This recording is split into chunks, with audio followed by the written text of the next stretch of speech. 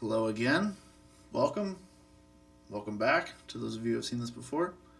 You'll see a kind of a new space here. I finally got all my stuff in.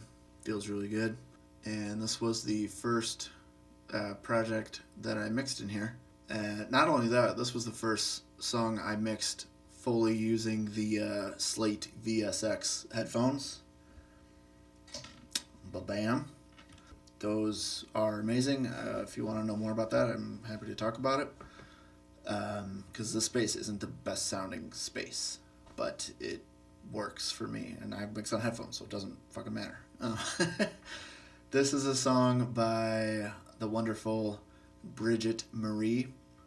I met her through TikTok. I like their stuff. She had a great aesthetic, great vibes, and I love anything that sounds quote unquote weird, different, just not the normal, boring.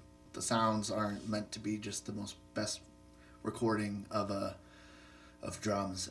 It's not the best recording of guitars, things like that. She likes things that has character, and that's what I like too.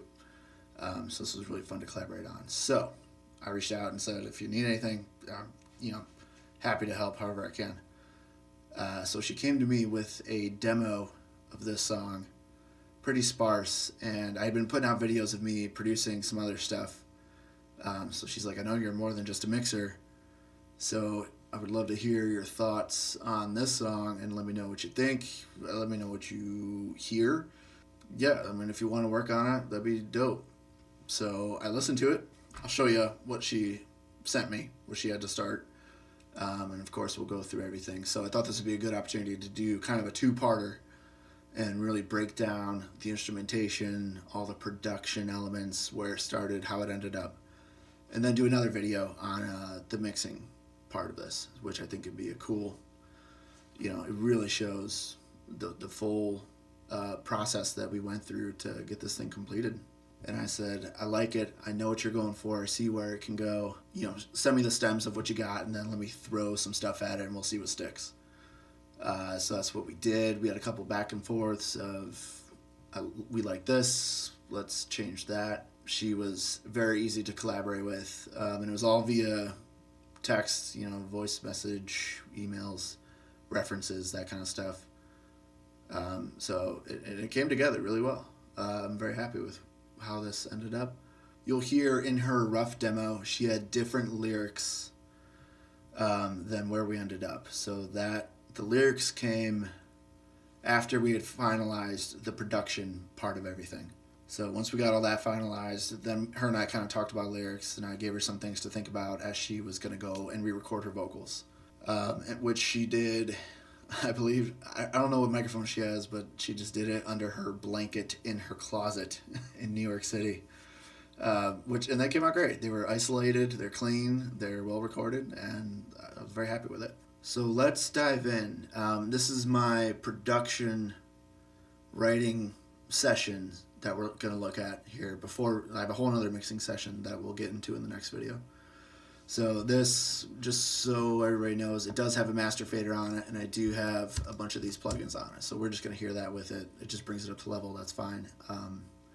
I'll go through what's on here in a minute. So let me play for you the original demo that she sent me that showed me, kind of what this is, where it could go, and how I can get it there.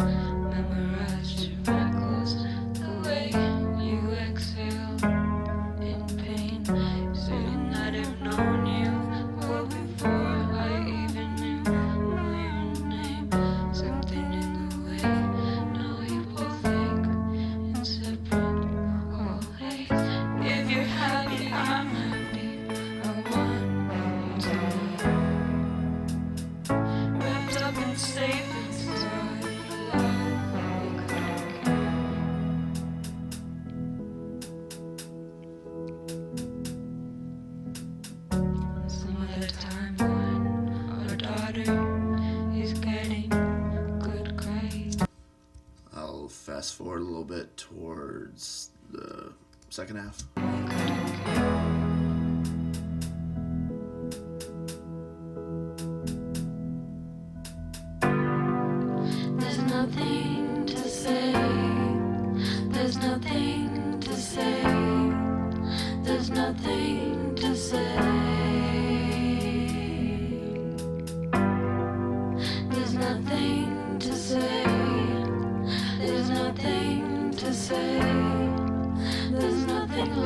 to say.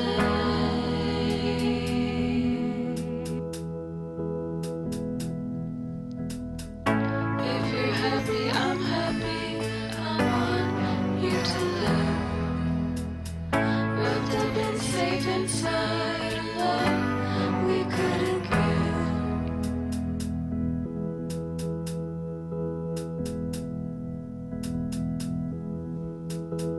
And it just kind of fades out right there. Put my producer hat on.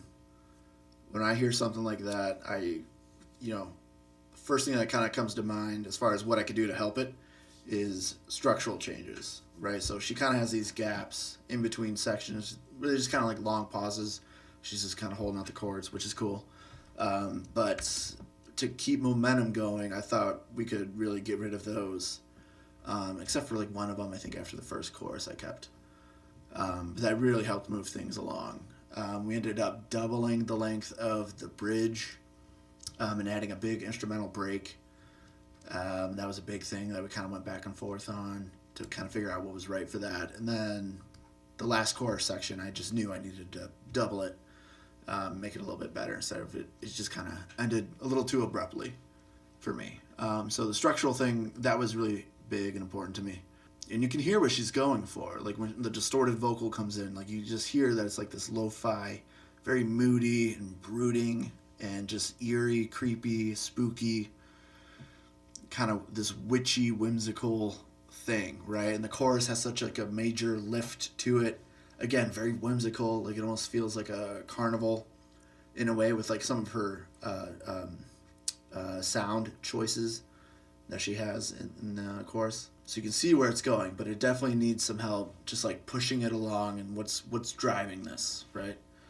Because she's mostly just doing whole notes, just laying on footballs on the keyboard. And she didn't have any ideas for the drums, and the drums was really the hardest thing for me to figure out. So that definitely came later. So she sent me that. I really enjoyed it.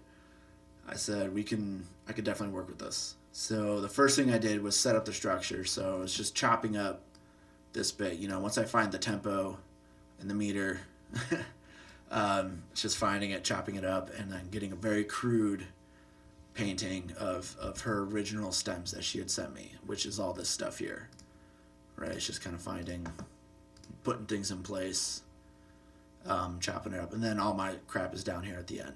So first thing I did was organize everything she had sent to me, and she has all these old vocals, which are all of these right here that are made inactive. I'm not sure why I still have them there and didn't take them out of the session, but here we are.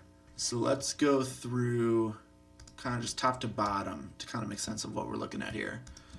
So color coding, these brown stuff here, bass, synth, chorus, you'll hear this sound that she had.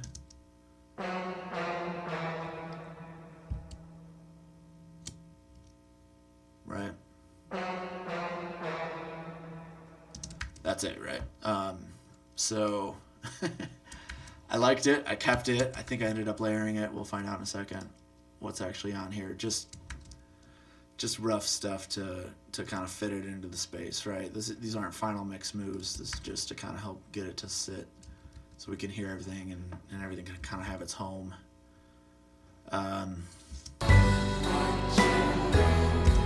Right, so I am panning these out. Let's hear that. These are all three of her original sounds. Okay, very choked and gargled, distorted synth thing. On the other side, we have a very clean sounding, more of a sine wave, very simple synth. And that's why that one's up the middle, because it's got the big reverb out on the side. So it kind of marries all three of these together. Yeah, and I just like that one, being more prominent in the mix. So the other two are just kind of textures that just make it feel wide. But that one up the middle is kind of the main guy, and I just called it bumps. And how much am I doing? Not much here. Just a little tone shaping, brighten it up because it was very muddy. I can show you.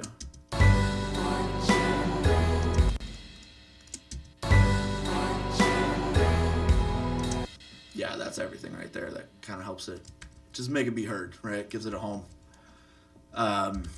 Cool. Keys. These are her. I remember asking for the MIDI as well, which I didn't end up using, but I did look at like what notes she was playing, and that told me what key the song was in, which turns out every section is different key. So that's why she couldn't tell me like what key it was. Like, I don't know what key it is. And so I was like, all right, don't worry about it. I'll figure it out. So that was a fun little surprise once I got into the weeds with it. But I didn't end up using any MIDI. I just kept her audio and built on top of it. So she has 3 key sounds that move through the whole part, or through the whole song, and they are the same part. It's the same chords, just different sounds. So we'll look at one here.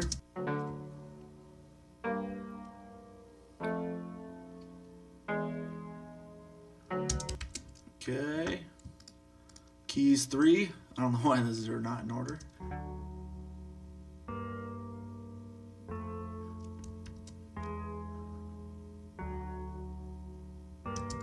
Cool, very good stereo movement.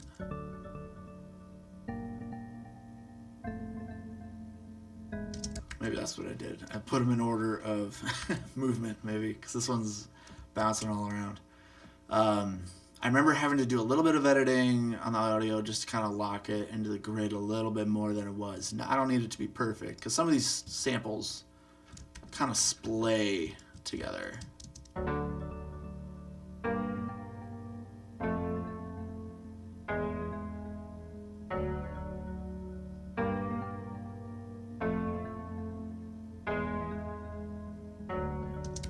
Yeah, like I don't want those to be perfect and on the grid. Like that kind of defeats the purpose. So I love when like the instrumentation, it's just a little loosey-goosey like that. Like drums can be on the grid, and then everything else being a little bit loosey, you know, sometimes in front of the hit, sometimes right behind it.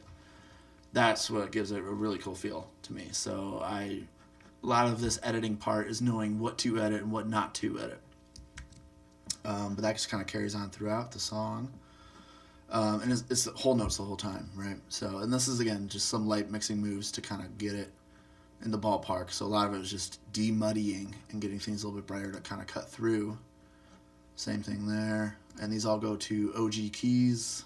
Her keyboard parts, just, you know, same thing like we saw, brighten it up. Add some harmonics. I have a little bit more harmonics. Taking away the mud again. And a little bit of compression, which... yeah, just kind of holding it steady so it just has somewhere to be. Yeah, like I said, did not end up needing to make any different keyboard sounds. I liked what she had. She was very deliberate with what she chose.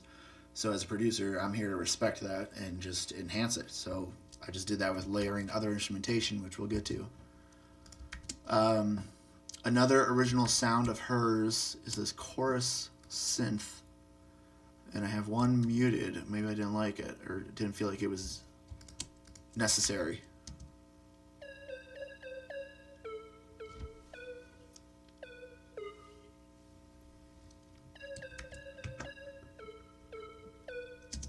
Cute.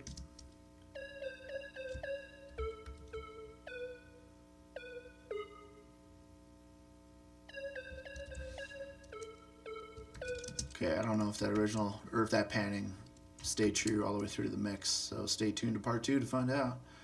But yeah, that's cool, isn't it? Just a little sound. This is one of the things that made it feel very whimsical and carnival-like for me in my mind. Let's, you know, since we're here, let's just look at this and see what it was giving us.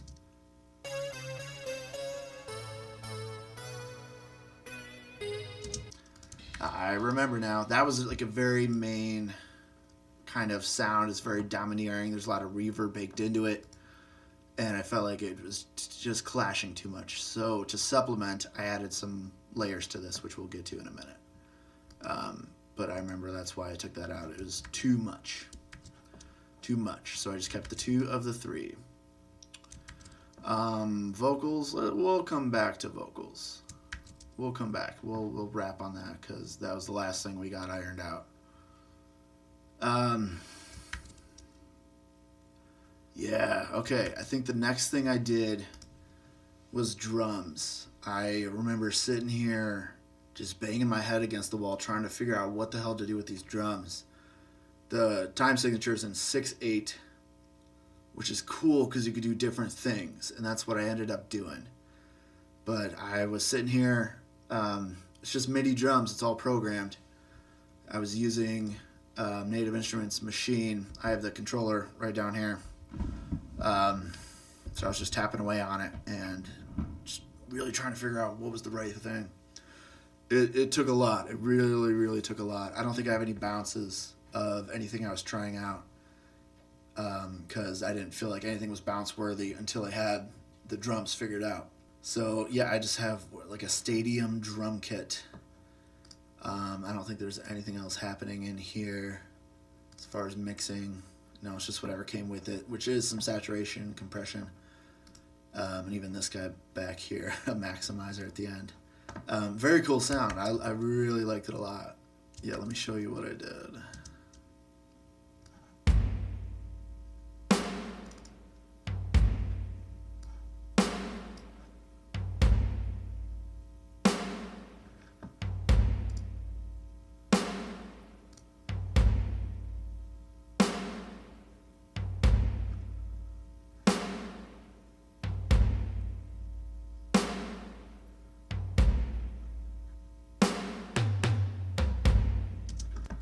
Cool, yeah. And then the beat changes in the chorus, so I'll play the transition.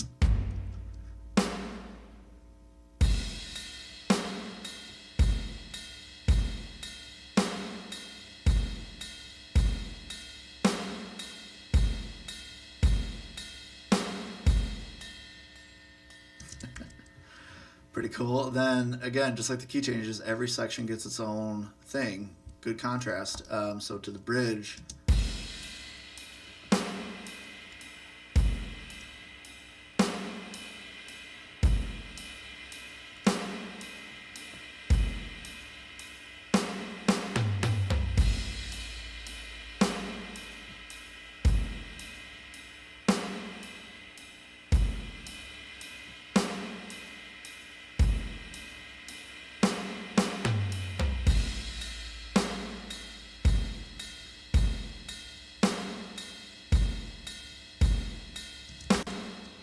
cool, right? I think it was cool. But yeah, every section is different. So I really love that we were in 6/8 because that really freed up a lot of different things that I could do, right? So we're in a very sparse verse. The choruses get a nice major lift to it. And then the bridge is just more sad. So that's why we're just doing the classic 6/8, big kind of slow beat, hanging on the ride. It just feels heavy and severe and heartachy to me. Like that was a word that just kept coming in my mind, so I just kind of leaned into it. With the verses being more of that creepy, ethereal, spacious type of vibe. And one little detail that I thought really did a lot was this little tiny pickup here on the floor tom. Or both toms. Looks like I got a floor and a rack doing the same thing.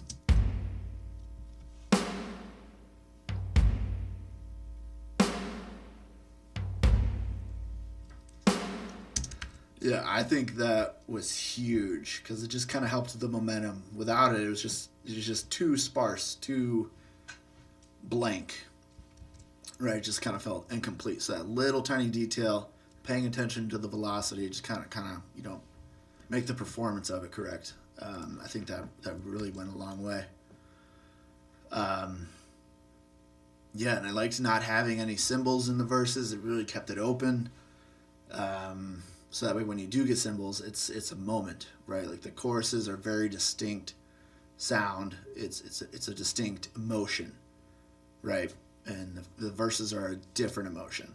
And then again, the bridge is its own thing. So leaning into that, paying attention to that at every single point in this, right? Because that's a clue that I picked up on from her original demo, right? Because she's just doing the footballs and she's got the spooky voices in the verse. She gets to the chorus and then it's uplifts and you got those bells and these bumps that I'm calling them and things like that. And then you get to the bridge and she's doing this more sustainy, drawn out, just much more heavy and severe kind of emotion. So, well, just leaning into that.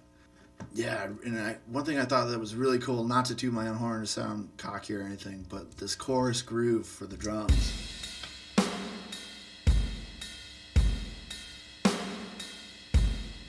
One, two, three, 4, 5, 6. 1, 2, 3, 4, 5, 6. Like it just felt so wrong not to put the snare right there. And then just to repeat that loop right there. Because doing anything else like I'm doing on the bridge was just way wrong. Like that classic 6/8 feel is just so wrong in the chorus, even though we are in 6/8. So doing the drums like that almost tricks the listener into thinking, oh, we're in 4/4 or something really normal and more palatable and easy to digest and groove to, dance, bop your head, whatever. That really gave it the nice lift into a major key chorus that was so cool. The drums were huge. Once I figured that part out, everything else really fell into place. I love using Machine for drums. The drum pad's very good. Very basic EQ, a little bit of lo-fi thing rolling off the tippy top. Don't need it in this track. And then separation between the kick drum and the bass and the vocals and all the other elements right there. So just light general stuff to make it fit so we could understand what we're listening to. And you'll see all these tracks down here are, everything pink is MIDI. I left it open so we could look at the instrumentation and the actual sounds as opposed to just the audio. And everything below it's just the audio printed track of it. So sticking with percussion, once you put that in there, which maybe let me put everything else in that we have so far. Boom, boom, boom, and boom, boom, boom. So we can kind of keep track of what we've talked about.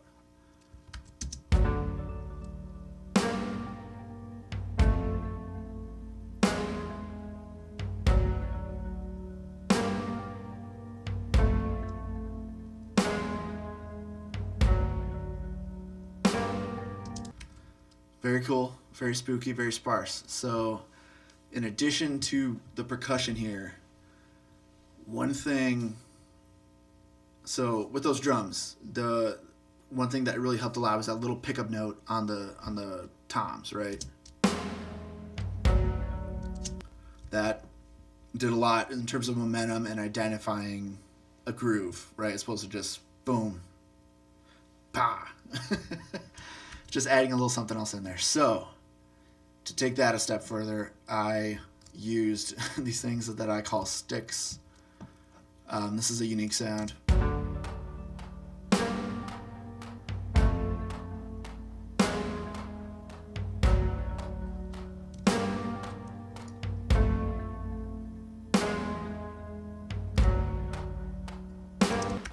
Man, does that help move it along? I love that. And again, right, one of the reasons I liked her, she had weird sounds. She had a cool aesthetic, something unique. So when I'm thinking about what the hell can I put here that just helps drive and move things along, keeps a rhythm, I just need something to serve as a subdivision, not a hi-hat, right? That wouldn't feel right in here. So what I ended up doing, you see my notes here, that's supposed to say Portugal fan on Notepad. ME50, tight, BD light comp. So what that's saying is I used this thing, I'll show you in a second, the Portugal fan. ME50, that's my Boss multi-effects pedal unit down here. And those are just my settings, right? I had it on tight, which is just some kind of like tone modifier. A little bit of the blues driver distortion and a little bit of compression to get that sound, right? I just baked it into it. So let me get this Portugal fan and I'll show you what the hell that means. Boom. That, right? A literal fan that I got when I was in Portugal. So I need a sound to do the subdivision. What I'm hearing in my mind is something like a snarky puppy deep that song, there's the percussionist is just clacking these, I think it's congas with drumsticks, and it's just got this great feel to it. So I'm basically kind of imitating that, but I didn't want to use a sound that was necessarily recognizable, right? Because if you listen to the final song, you're going to think that there are claps that were maybe just affected really weird, but in reality, it's my little fan from Portugal. I tried it on the desk, I tried it on the back of the chair, I tried it, all these different places, but what ended up working the best was this just basic notepad right here.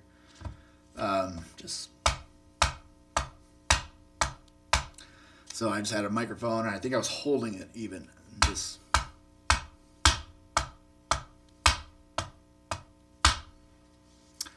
I apologize if that sounds like absolute shit on the on the recording here. But that's it. Hey, right there, right? I just looked around. I knew I wanted something wooden. I didn't have a fucking drumstick laying around, so I found something that was wooden. And that worked. So, hey, it ain't gotta be perfect. Don't be precious about it, right? So fun. So fun. And then ran a wooden fan through a guitar pedal, and the guy gave me this.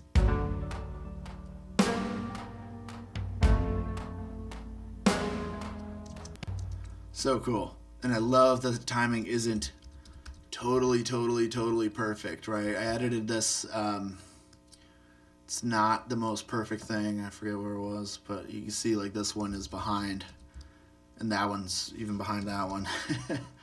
But that's the magic, right? Like if this was perfectly on the grid, it just would, the feeling isn't there. So all I'm trying to do is just pull the emotion out of the song. So anything that I'm doing at this point, as I'm adding to the production, I really have to be careful. And like, if it's hurting, take it out. Like, I don't care. It's not my song. I don't got to be precious about it. So everything's either a +1 or a -1. So if I'm not adding to it, then I'm hurting it. So sum these up to a bus, distortion, darken it, making it weird, put a reverb right on it. I remember this was a new one at the time, so I was, any new plugin, you're just fucking pumped to use it at any time that you possibly can. Tremolator. Oh shit, I don't remember that. And then this is just pulling down a little trim at the end. So tremolator, that's surprising.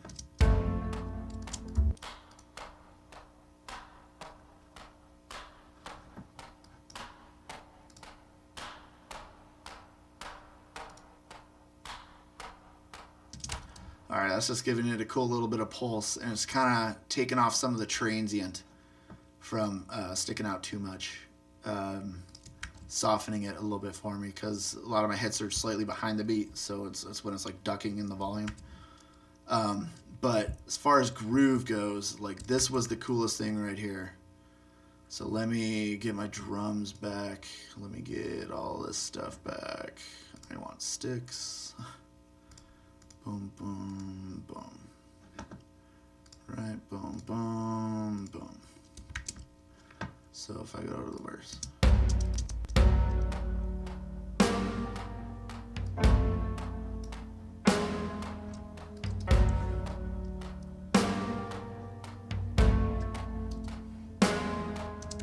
This move right here, drawing this out, is this chord note?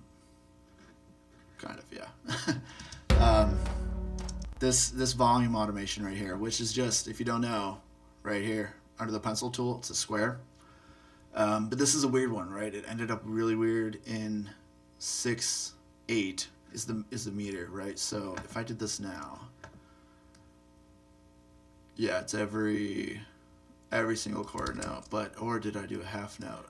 Because it does weird in half note. Okay, that's what it was. You put it in half note, and that'll give you this shape of, essentially 2 quarters and then 1 quarter off. So I don't know why the grid does that when you do it like that, but hey, here we are.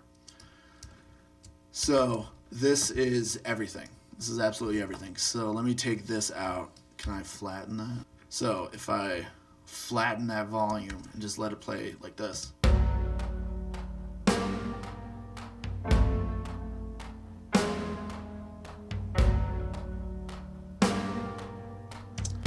Versus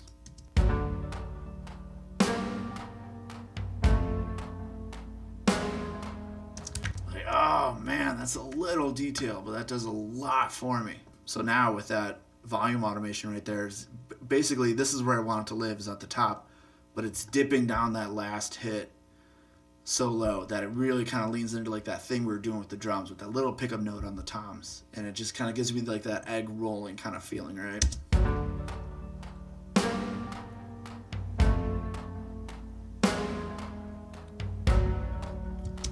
That's so much cooler than...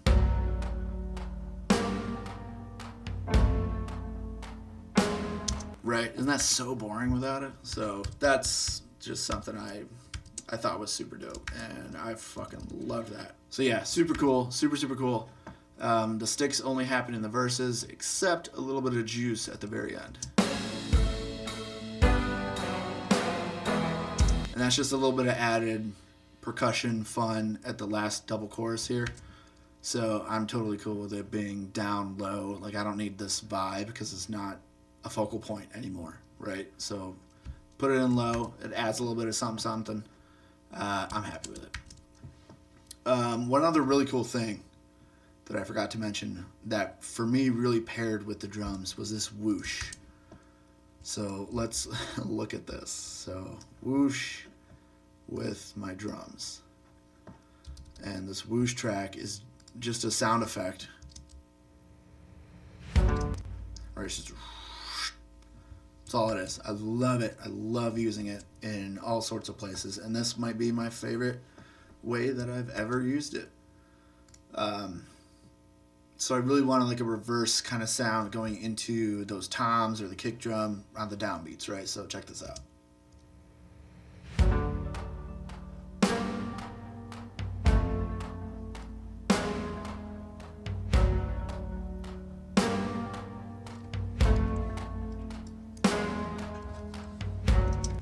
Yeah, that to me just makes everything so much fun. Let me take it out, see what you think.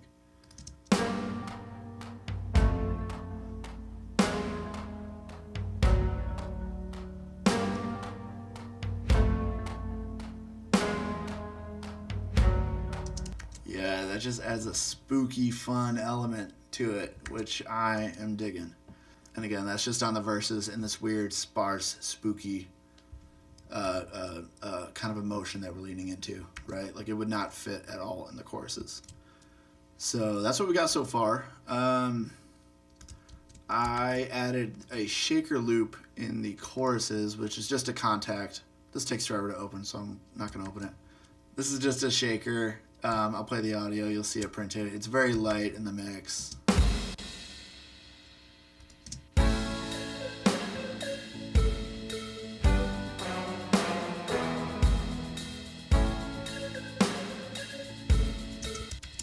I thought that helped a lot, just to have something that's doing a fast subdivision, because everything's really slow, really open, really flowy.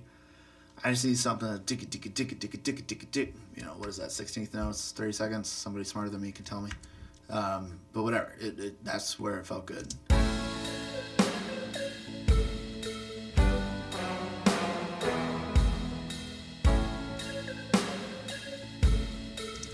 Yeah, it does a little bit for me, right? I miss it without it. It's not very prominent, but I miss it without it.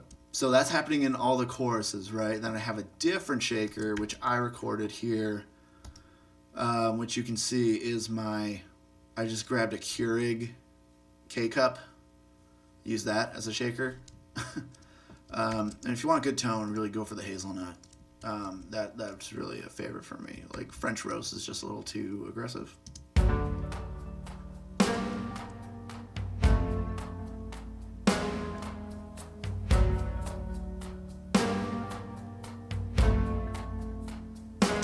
Again, because the whole vibe of the verse is like, it's sloppy, you know? Like, this is, it's meant to be just kind of ugly and sloppy. Like, all the subdivisions within them, like on the offbeats, just make it weird, you know?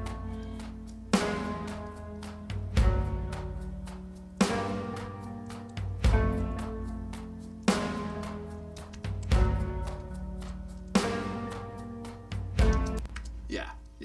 Just makes it weird, and that's what I love. That's it for percussion. Cool. Yes, like I said, once I had those drums in place, the song could reveal itself to me, and it did. So I added those little extra percussion elements that did a lot for energy, vibe, momentum.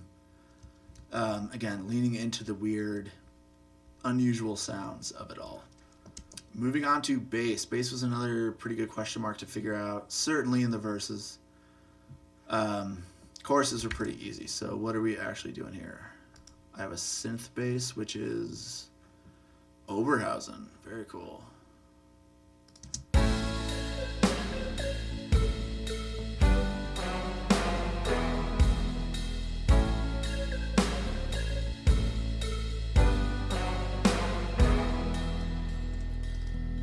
Yeah, that's fun.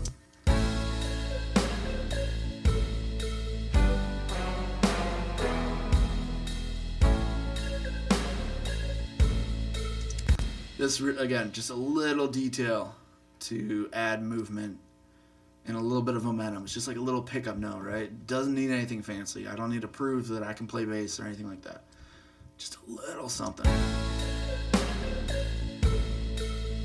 It's just kind of leaning into the rhythmic of, or the rhythm of that high part, whatever that is. These chorus synths.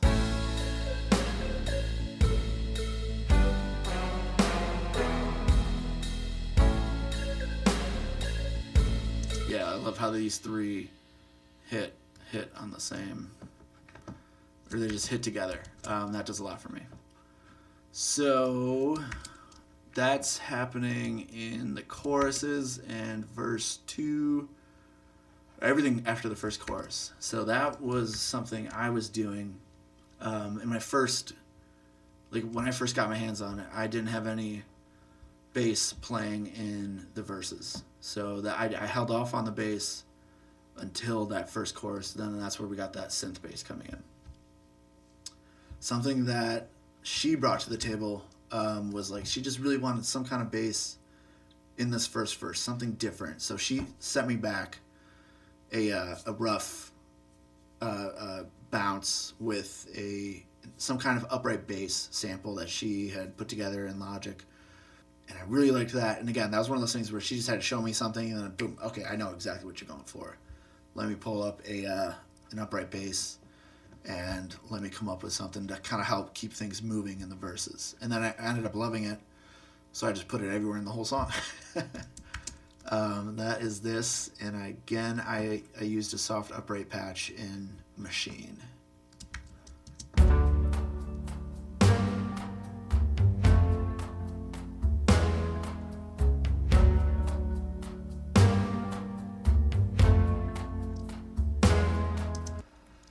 Oh, I love that. That really took it over the finish line. This we had a couple back and forths before she was just like, I really feel like I want a bass in the verses. So we were pretty deep into this before I added this the second upright bass here. But man, just following the drums, this kind of swung 6/8 just feels, I don't know, sloopy, sloshy, dirty, muddy, filthy. Very, very mysterious and precarious and just kind of ominous, like dark, ominous tones. But I liked it a lot, and so we kept it in the chorus. It's just here as an element, mostly kind of for the finger element, or a little bit of attack to go with that synth bass in the chorus.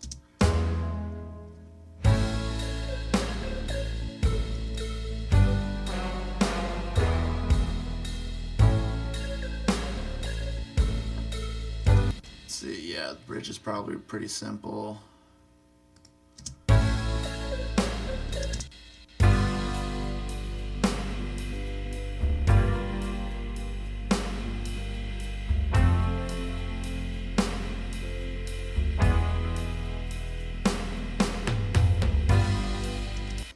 Yeah. Cool though, huh? I like it. I think it's the exact same chorus pattern, right? Just to kind of match, like I said, with the synth bass, just to give it the attack.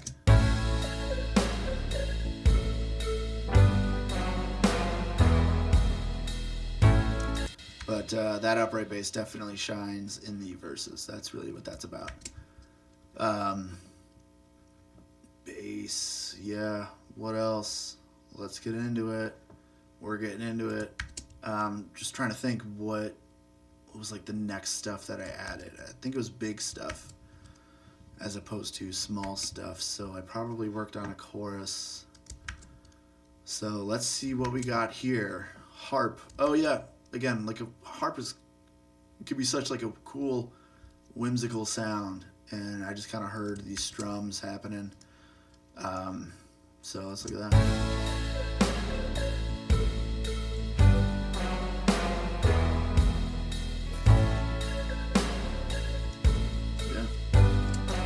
Easy, right? Just a down strum on the chorus for that, what is it, an A major chord? I used Labs Auto Harp, which, by the way, the shit is free. This whole Labs, all these packs that I have here are free, and they are some of the coolest sounds ever. Good, unique stuff. Really weird, really spooky, which I love. So, man, just one note gives you a strum. So that's what I did. I didn't want a harp playing all throughout. I just wanted such like a landing, aha kind of moment. Apparently this one was really harsh. Again, I don't know if that stayed in the real mix. We'll find out later. But that's it. It's just that strum on that A major, I think it was, on all those every time it happens. And then I got harp plucks. What are you?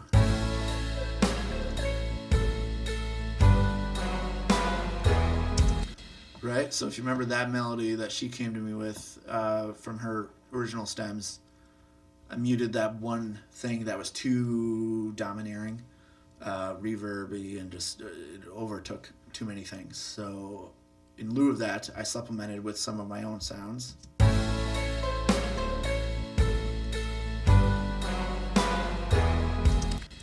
Easy, right? It's just a nice texture. She's got these boopy synth things, so this is more like a tacky percussive string thing, right? So I thought they complemented each other very well. She's already got the bloops, so it doesn't make sense for me to add bloops. I might as well add tacks. And speaking of, so I have the harp plucks doing that again with Labs. And then here I have the music box, I think, doing the same melody.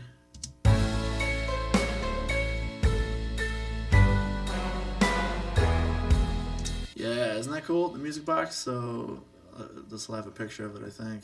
No, maybe not. It's again another free thing. Boom, that little guy, the little thumb piano. But man, did that really give me that kind of carnival, whimsical sound. Which lyrically, she's talking about dark shit, which I really love that juxtaposition against such it feels like a spooky circus. There's this evil undertone to it.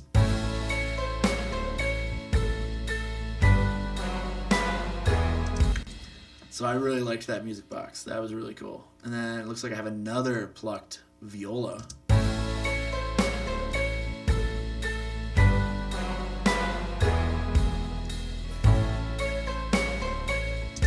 Yeah, and I think one little detail that adds a lot to the chorus here is the way that the last 4 or 3 instruments that we just talked about, the way they rub together. You can really hear it on this the C sharp to C, almost like a Fur-Elise kind of Beethoven thing. Right? And it's just in the reverbs and the way that they hang out and the dissonance that they add to each other is what I think is so cool.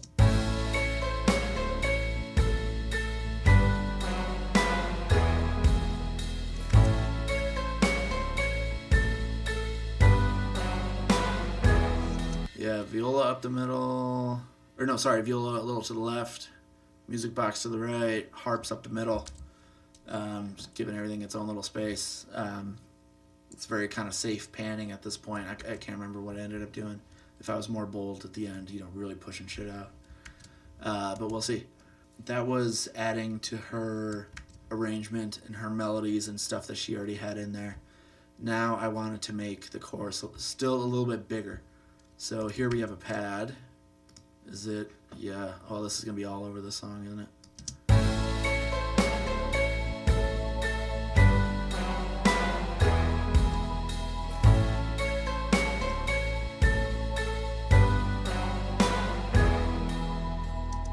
Yeah, this is I don't know, it just feels cool, right? Like you have these two notes right here that just kind of like explode out.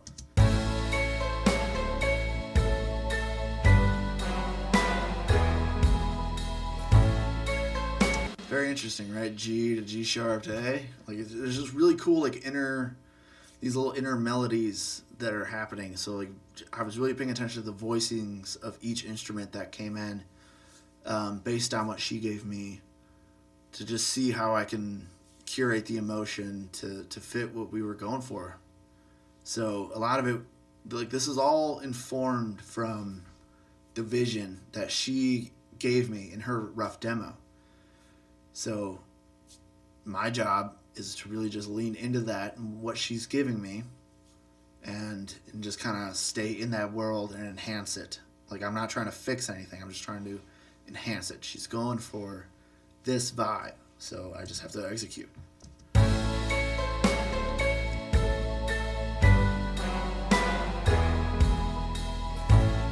So yeah, cool inversions. Really, it's all about the arrangement. It's all about the arrangement. That's all I'm thinking about here. So the pad was cool. I really liked that. And then we also have C swells, which I don't remember what it is, so we're gonna find out together. Again, just an Arctic swells. Like what the hell is this? Let's find out.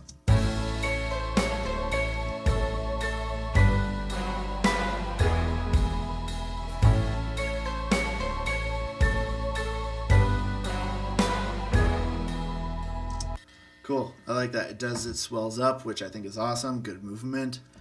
And then again, like a different just chord shape, right? So we go from 3 notes on the big A, which the harp is landing on the big A.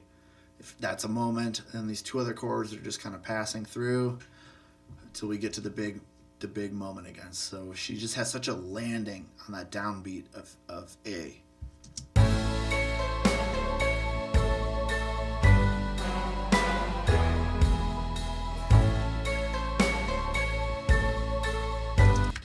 Again, just pay attention to the clues. Like it tells me what it needs. It's all in there.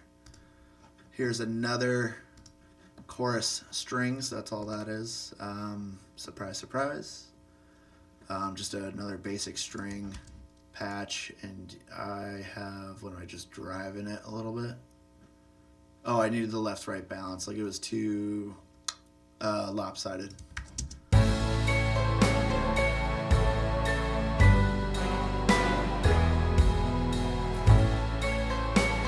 Again, it's all about your voicings, right? Here's another version, different voicings of stuff that we've already seen, right? So this is flowing down each time with more of an emphasis on that first A chord.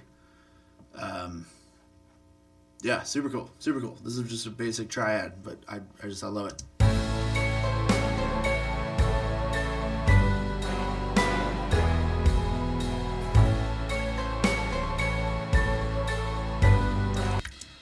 Yeah, so with all these things sustaining, like let's just see how different it sounds when I just mute a random thing, right? I'm not going to mute it, I'm going to unsolo it, but like let's just put a couple of these in and out, right? And just kind of see what difference it makes.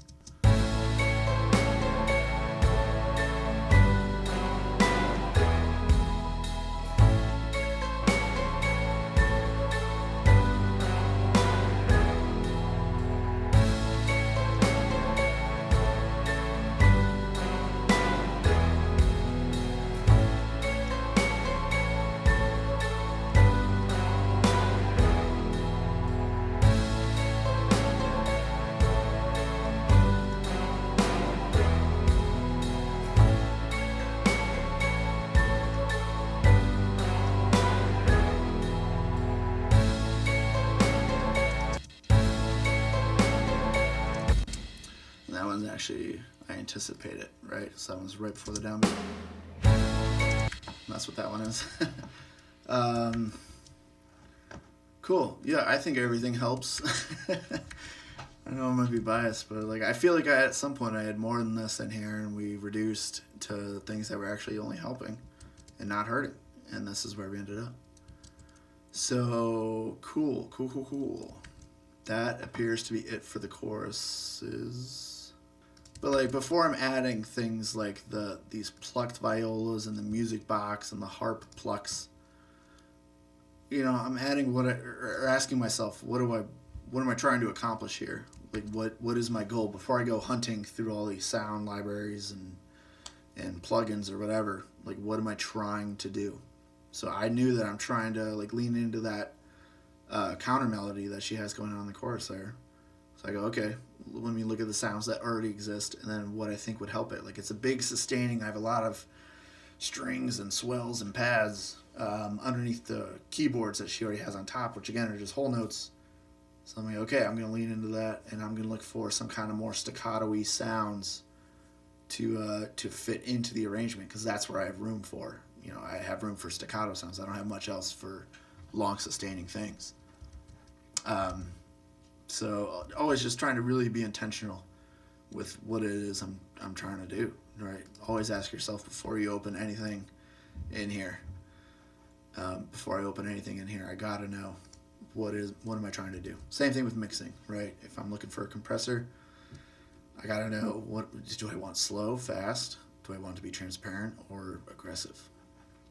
Anyways, let's look at the verses and see what else we got going on here.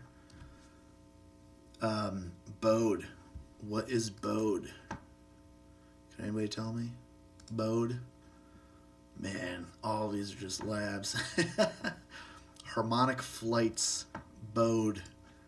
Let's see what we get.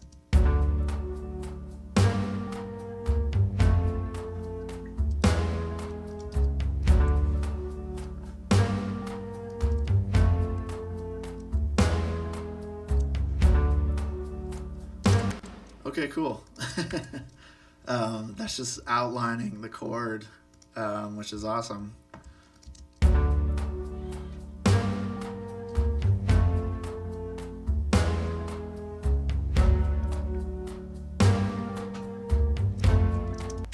Yeah, cool. That really does a lot, huh? Like, again, I'm just kind of following her melody that's in her keyboards.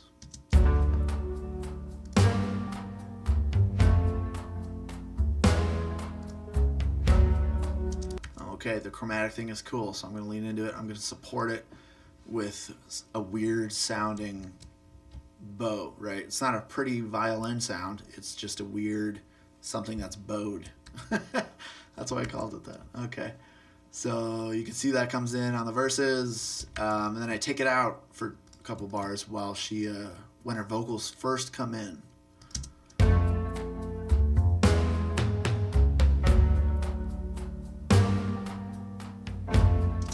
Because her melody actually follows that, or her vocals follow this melody almost exactly, a little bit different, but I just felt like it made more room for her to get in there, and then to build upwards to the chorus, it comes in on these last two times.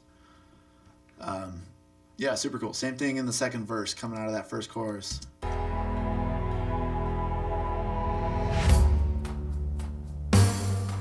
And then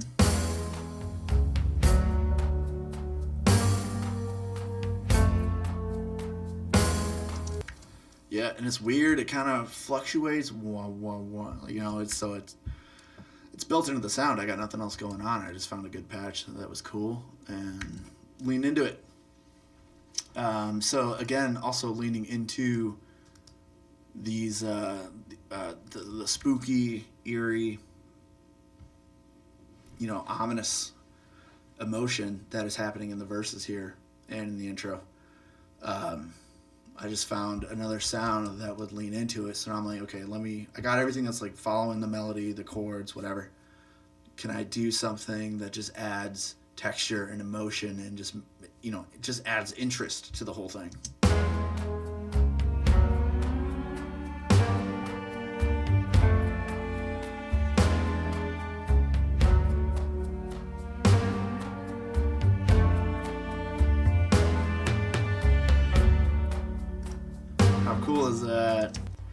slide up amplified cello quartet.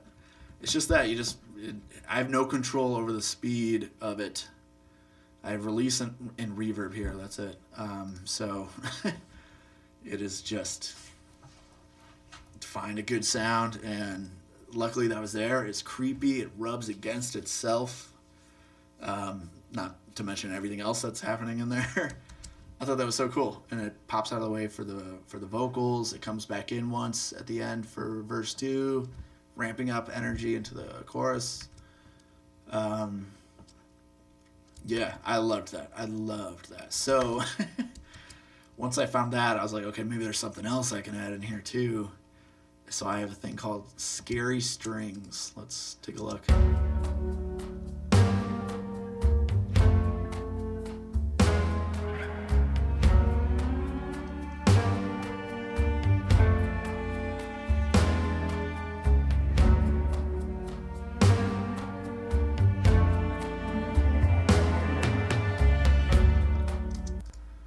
Yeah, labs again.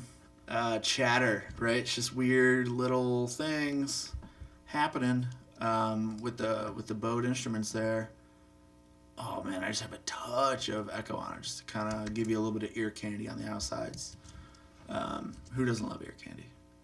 Let's see, like this looks like a big moment right here. Oh yeah. Okay, I'm gonna back up a little bit. Coming out of the chorus.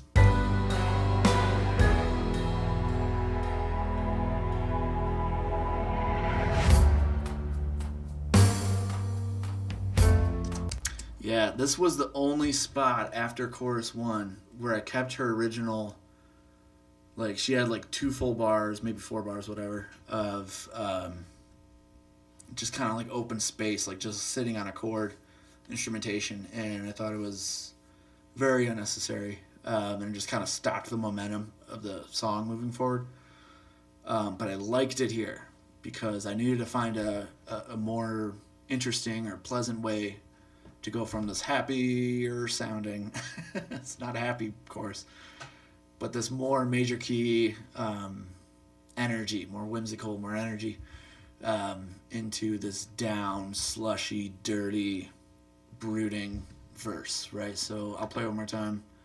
And I think it's one way that really causes a great scene change and just brings us into this new emotion.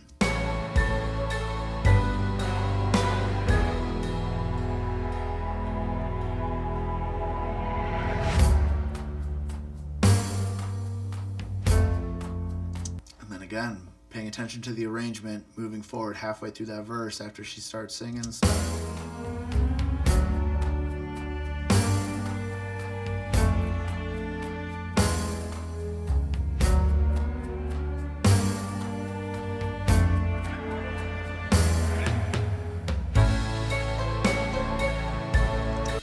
Yeah, transitions, man. One other really cool spot for the Scary Strings are way back here at the end after they hit the big chord and they're going to fade out. Just some weird textures because it ends on like a major happy sounding thing, but I just wanted to remind the audience that there's this brooding undertone to the whole thing, right? So don't forget about all that dark shit because that's never going away.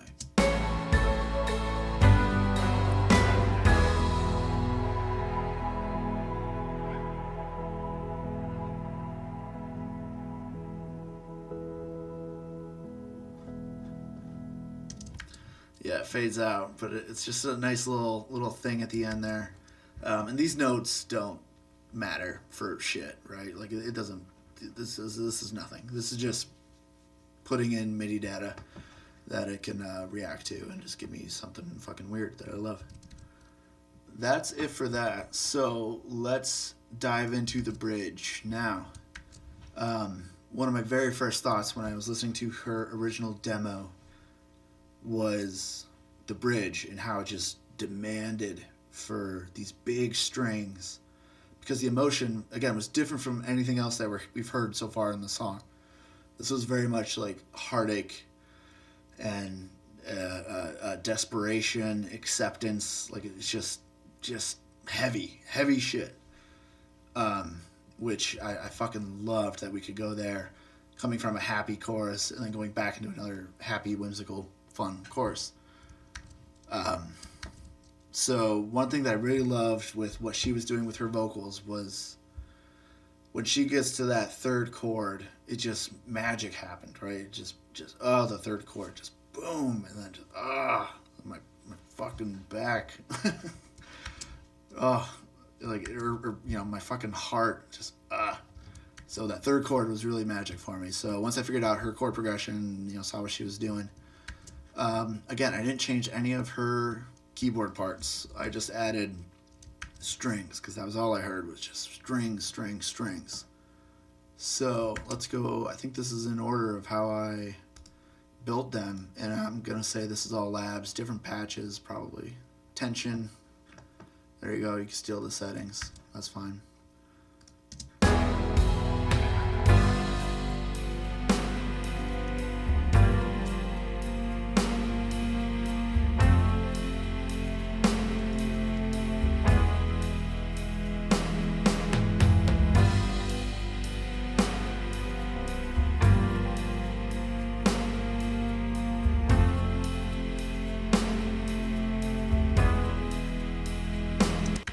Yeah, the voicings. I don't know. Just play around with it, right? I'm not a string player. Like, I don't really know what real string players would have played here. But I know, like, I'm not expecting to load up one string patch and be able to get everything that I'm envisioning right now. So I thought for this moment, let me just do a 2-note thing. I really liked holding out this F over the 2 chords. I forget exactly what they were. And then I just love the way it moves. Like, for me, getting to that third chord was, again, really nice.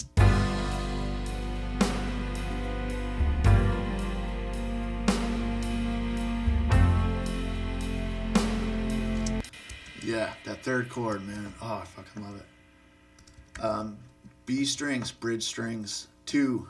What do we have here?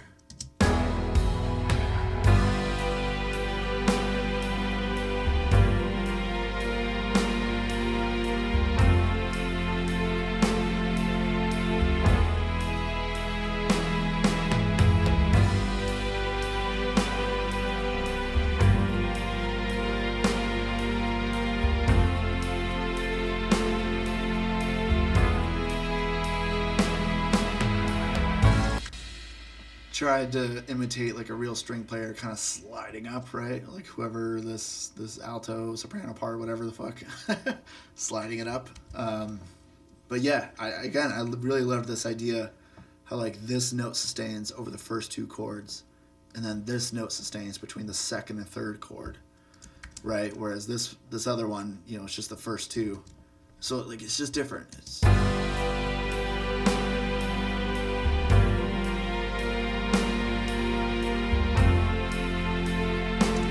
such a cool resolution there on that third one.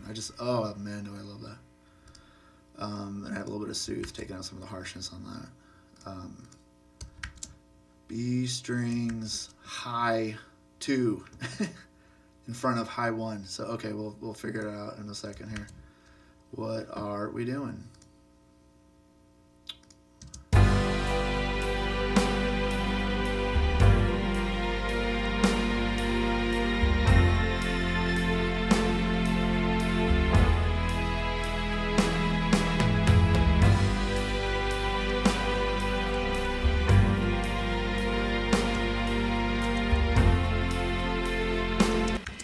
Cool. Yeah, just following that little top line, I guess, or whatever you want to call it.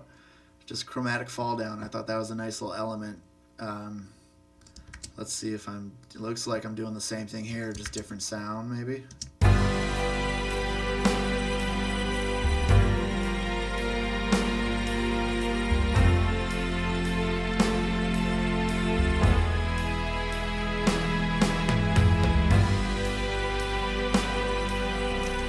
Cassette synth, flat battery, weird. So it's not actually a string. Fake out on that one. And this very, very top one, that light one that was hard to hear, is just a textural pad. But yeah, damn, I mean shit, without these last 2.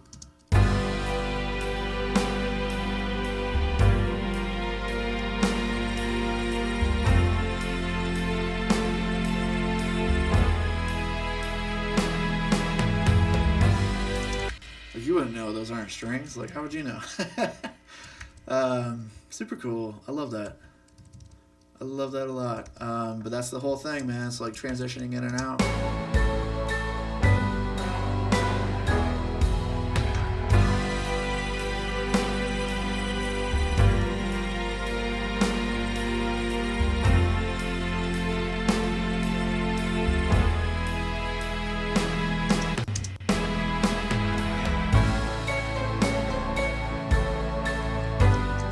Yeah, man. And as a mixer, when I hear something like that, I'm already thinking, like fitting them into the frequency spectrum together, like just really leaning into like the scene shift taking place between the chorus and the bridge. Like it goes from floaty to heavy back to floaty, and the contrast is something that'll keep your listeners engaged. So I'm always thinking about the mix. So even at this point in the production where I'm writing parts, I'm thinking about the mix. That is it for the instrumentation. Awesome. She had a bunch of old lyrics. So at this point, we're still working with the old lyrics. That's all this stuff. Old melodies, all that. All of her old original stuff. I just did vocal line on them because they were kind of all over the place. Tighten them up just so I could work a little bit easier with it. And every time I made a bounce to the production, she could understand, like, where it was going to be. So it just did some very light editing there. And then, so at this point, the production, we're happy with it. We got the bass line in there. The drums are all good. All the fun little ear candy spots, harps, blah, blah, blah. So once we both felt good about the production, we thought, okay, now it's time to revisit the vocals. Because there was some things I gave her to think about that would make life a lot easier. Like, a big part of it was just scansion, right? Like in verse 2, she said playing the piano, but I told her, like, get rid of the like, just keep it playing piano, because she had like this 5 playing piano, this little 5 motif or whatever. It just fit rhythmically a little bit better. So there's a few things like that, and she ended up coming back with new lyrics for the chorus, which was cool. So she would just send me like a rough bounce, like, what do you think of this? And I'd be like, yes, go down that rabbit hole. And she was great. She barely needed any direction at all. As far as vocal editing, it was a little bit of timing and a touch of pinch, just to tighten things up. But, honestly, let it rub. Let it be different. Let it, like everything else I've been talking about, like, I gotta stay out of the way of the song. The song does not need to be this big, polished, beautiful thing. If I ended up making it this big, beautiful, perfect thing, everything's on the grid and everything's nice and tidy, I would be doing a massive disservice to the song. Like, that is not what this is about. I just never let it get to that point. So she actually ended up sending me, she did 3 big takes of the whole song all the way through. And so when I got it, I saw 3 lead vocal tracks, and I just thought, okay, great. And I just used all 3. I never once thought that I would use those to come together a better track, which I think was her, I found out later, but I think that was her original intention, was just to give me options. And I was like, no, fuck that, I love it. Like, look, it should be layered, and it just, the way things rub against each other, it just leans into the whole emotion. Like, it wouldn't be as good if I just had one pretty vocal. So that's what these are right here.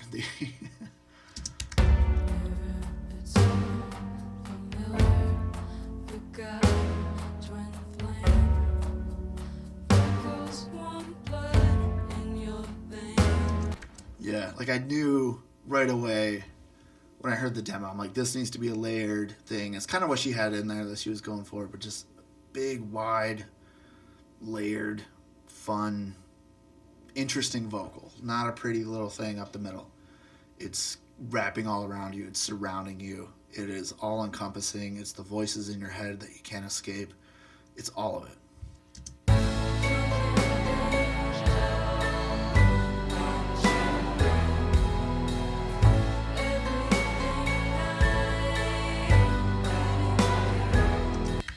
Yeah, let it be. Sometimes you hear the voice on the left more than you hear the one on the right. Stuff like that. So cool. So we'll look at it in the mix, but everything at Unity, just panned hard, left, center, right. Fucking love it. Why would I change it? Staying in chorus land. Let's look at these harmonies.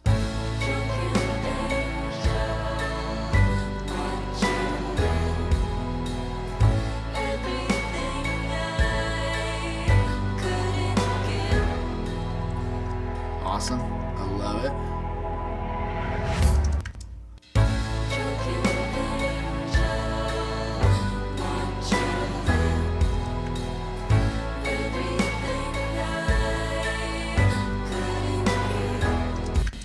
I think there's one more session after this.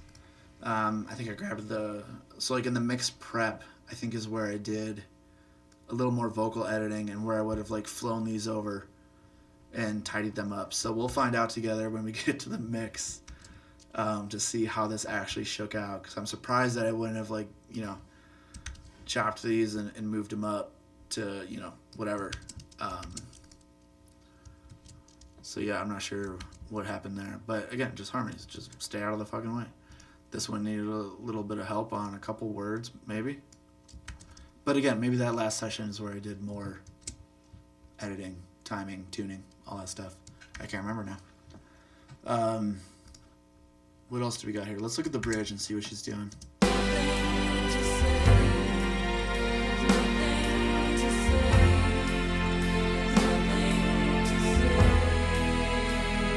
Love that, man. That fourth chord is spooky, eerie, on edge, but right before it, what a great resolution.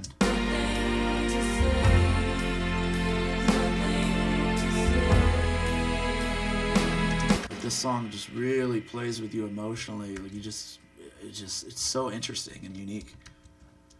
On top of this, we got some fun stuff in the verses.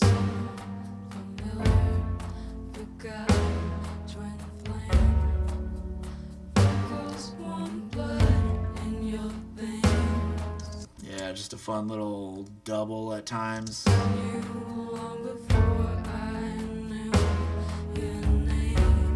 Different melody. Yeah, that's what's so cool. Because she's already got three things that are in unison doing the same stuff up there. So this is just another little weird texture. Creates rub interest. I love it.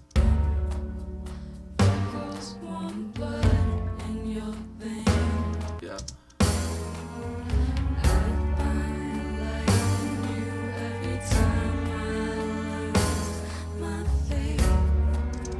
And that is my favorite part of the song.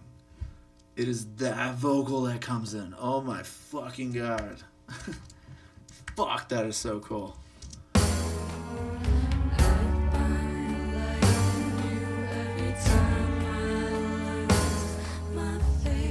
Oh man, here it is without.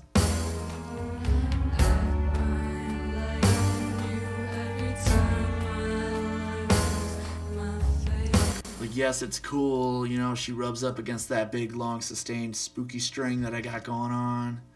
But this harmony, whatever the fuck interval that is so goddamn cool.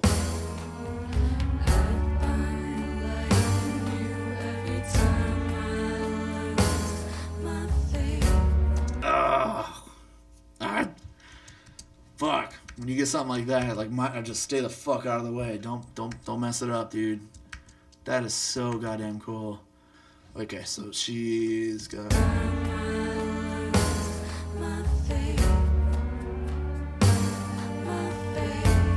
Yeah, just a nice my faith. Super cool. And this one is another weird moment. We'll get to that one in a second. Let's listen to this last guy here. A little call and response.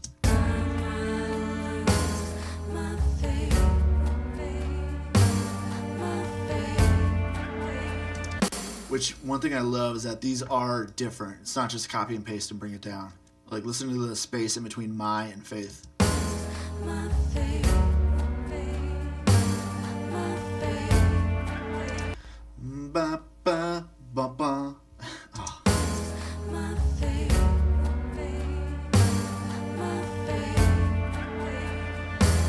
yeah, little detail like that. Like, fuck, that makes it so much more interesting. So much cooler. And then here's a really cool idea that it took me quite a minute to... This definitely took me a while to figure out once I got into the mix of like how to lean into this and what's the right kind of solution for this. Because in this second verse, she has a very distinct change in melody and harmonies, and just like this is clearly a moment. So it took me a second to figure out, how do I lean into this moment and make it a unique thing, which will reveal itself in part 2 in the verse, or in the mixing section. So check that out. But here's what this sounds like. I'll play it.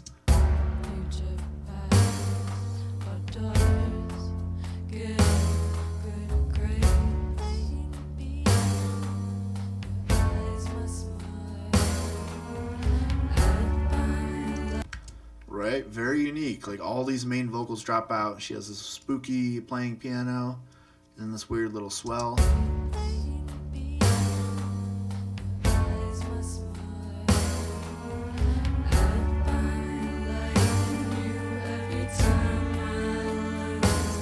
Oh man, verse 2 is so good. I love how it comes in normal, like we've heard before, but then hold up, something different happening here. Then she has the best harmony in the fucking world right there, and then a little cool little call and response, and we get back into the chorus. So goddamn cool. This is such a well-crafted verse. Good on you, Bridget. This is really fucking kick-ass. Yeah, let's look at just a little more special parts.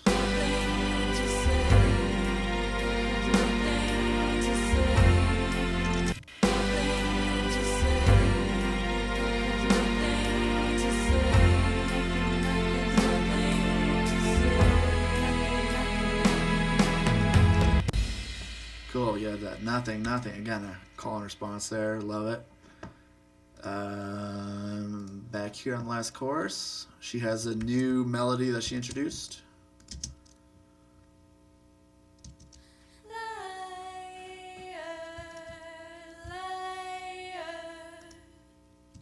Everything I couldn't get.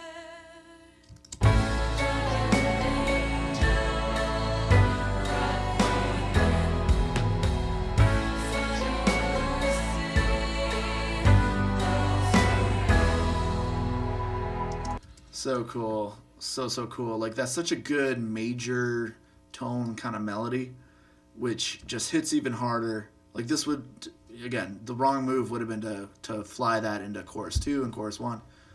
The best thing to do is just leave that be and make that a special moment, a little surprise at the end, which, again, it's in a major key. Everything's feeling very happy, good, great. That emotion is really amplified when you're coming out of the section right before, which has such a big contrast to it, and it's just heavy and sad and just world-ending. And then you go into this happy little thing where she's singing jolly about some douchebag being a liar.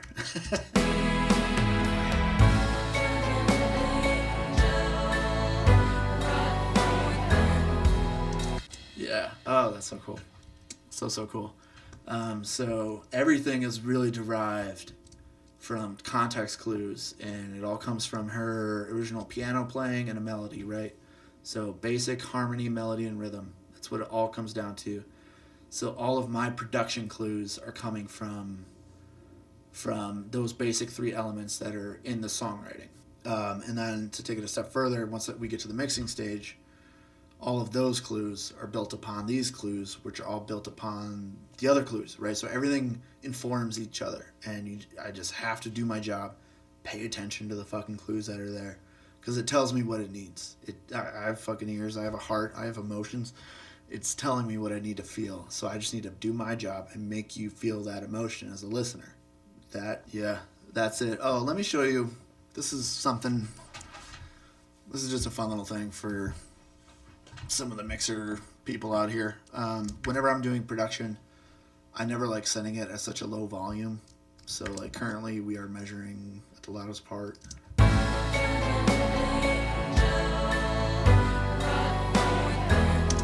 Somewhere around there, -11, -12. Great. So I like to get things in the ballpark of the mix, so when we get to the mix, you're not so totally thrown off. So a lot of what this needed is basic, like, demuddying, good balance and levels, and just kind of brightening things up, making things sound bigger and closer to the final product, so you can help really see where it's going to go.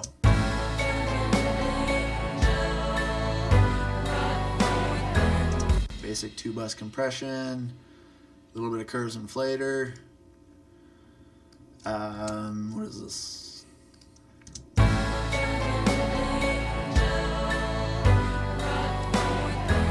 Again, that's not doing much.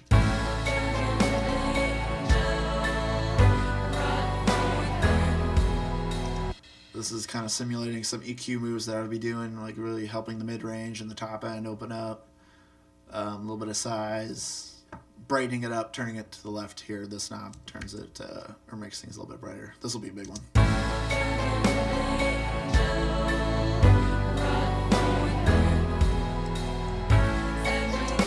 Yeah, that's big. This is something that lives on my mix bus, just a little mid-side EQ, taking away the mud, boosting up the brightness again.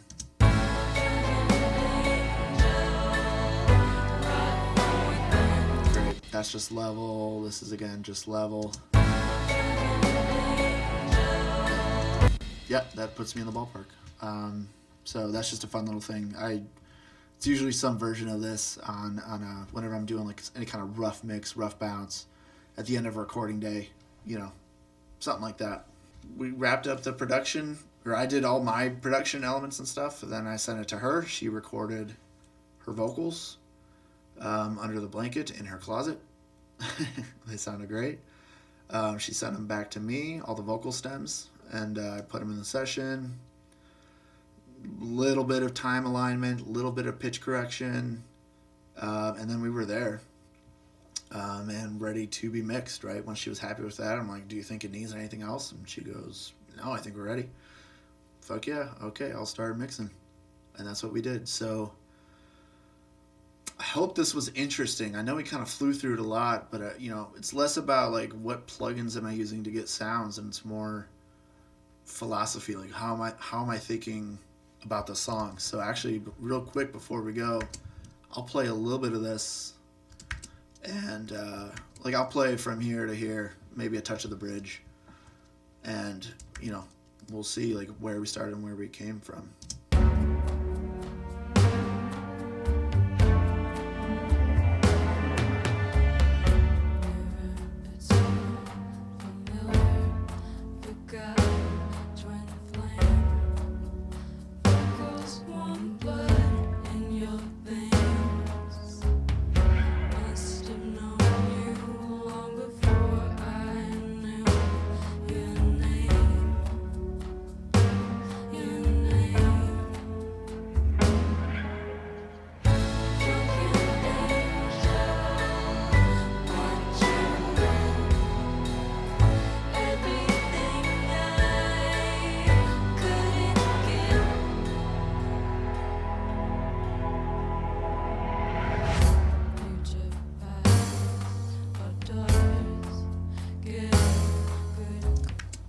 Cool. You get it. And then let me solo up her original demo, which again, this the song structure kind of moved a little bit. So this might not be exactly, verse, chorus, whatever, but you'll see.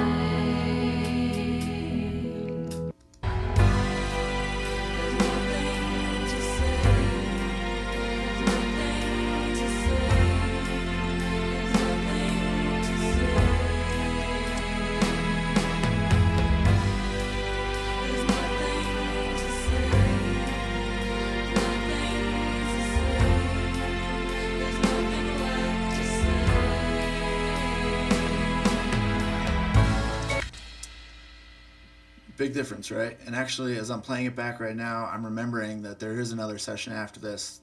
I think we might have been in the mixing stage where she wanted to add more elements, production-wise. So I'm gonna pause myself right here. I'm gonna go find that, and then we'll be back and we're gonna talk about it. Deal? Okay, so I remember now, and I found out that we were a couple mixes in, like mix V2, and then we added, she wanted to make the bridge more of an event. And so we ended up adding vocals and adding strings, like a whole instrumental section. So this was an idea that we really kind of, again, took a minute to flesh out and really figure out like what was the right call. So let me play, you heard the bridge as it was. Now I'll play it as it is now. So again, we're listening to the final mix here. So the volume, I tried to match it with that other previous session.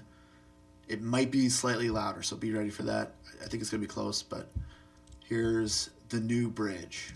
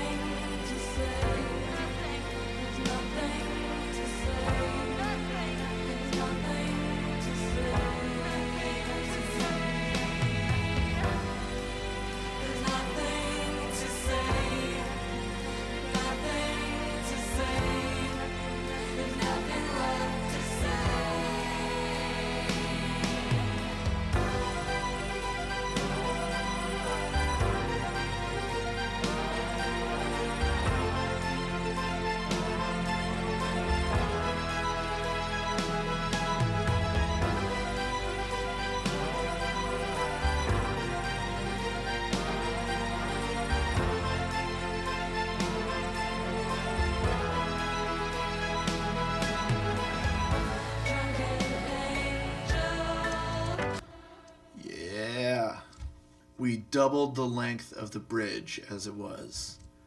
And then we leaned into kind of the chaos, the epicness, the size that we were getting in the bridge by adding more of her vocals.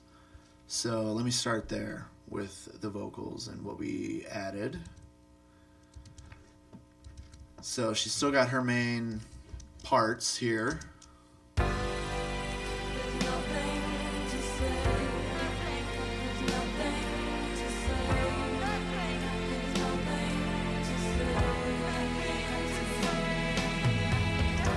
Right, so we added that little call and response there. I'll play with the lead.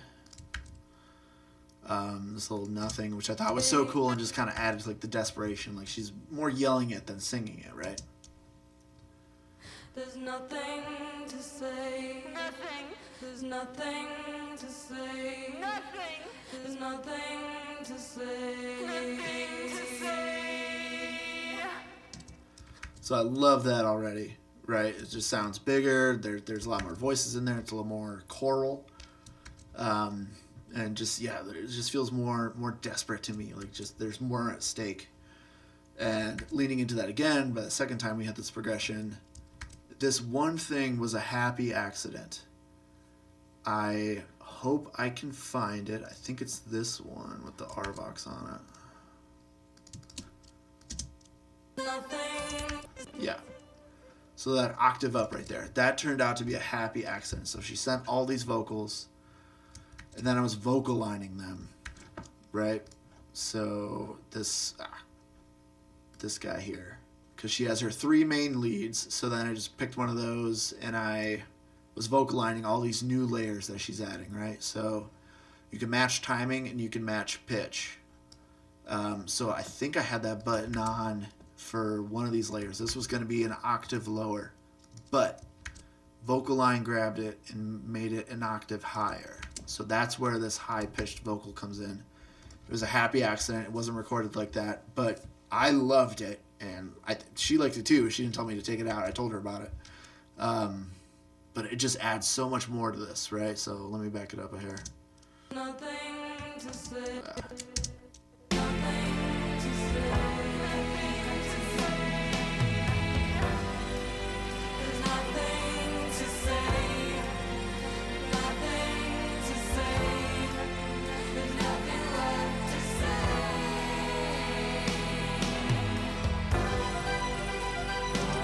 Yeah, so cool. So I remember I left the pitch on for like these first 2.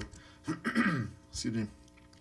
And then I took it off for this because she does this more wild more primal.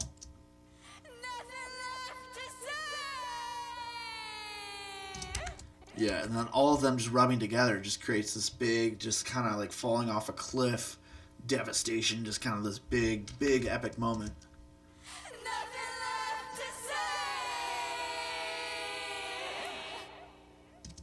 So cool. So cool.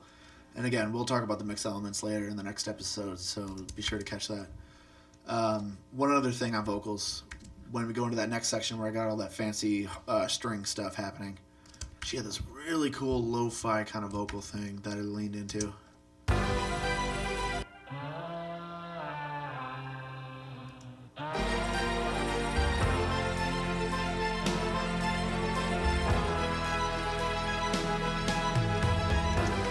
Just doubled it up right there. But yeah, I thought that was so cool. Such a good little melody.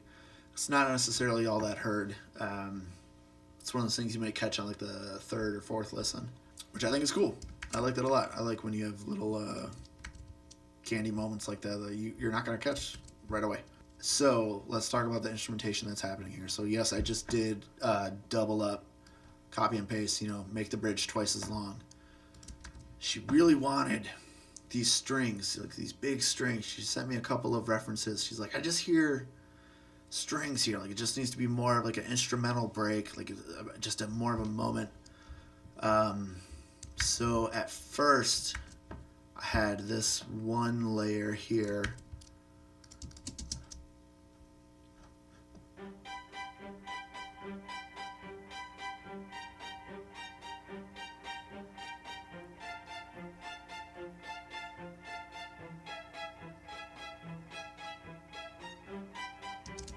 Right.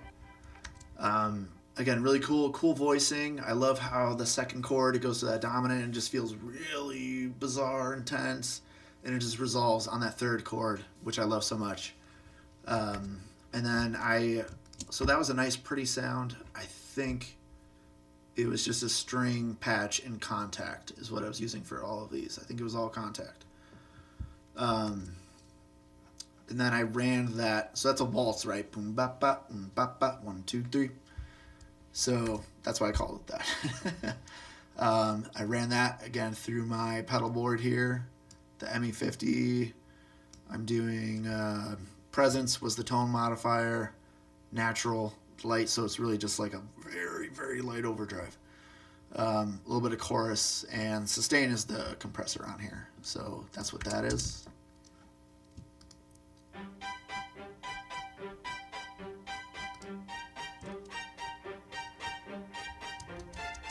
I thought they worked well together. I thought I was going to just replace one, but I didn't. So I like them together. So that's what I did. Then, so I sent her that, and I'm like, do you think like this? Right. So I'll mute these because these did not exist. Right. This was my first stab at adding these strings that she was trying to describe.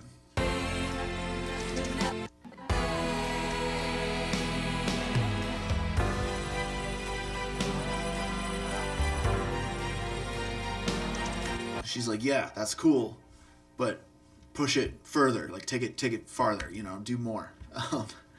So then I added this one here, which I really love because this is a different patch, different sound, but it's arpeggiated in a cool way, and we're in 6/8, so it just moves different. So I got the waltz on the left, and then I have this on the right.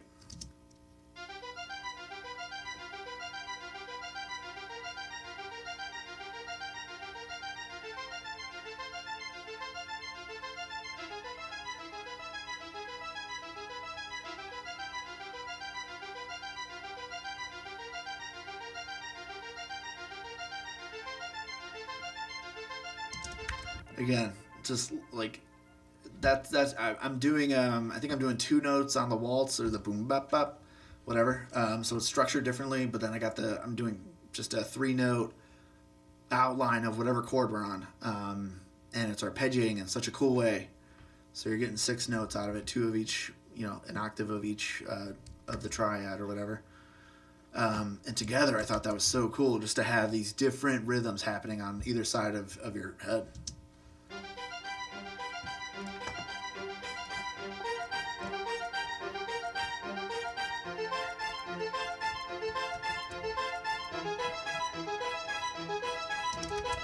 And then again, this whole section, chord progression, just follows a chromatic thing. So then I added whatever this is, just some kind of chromatic fall down.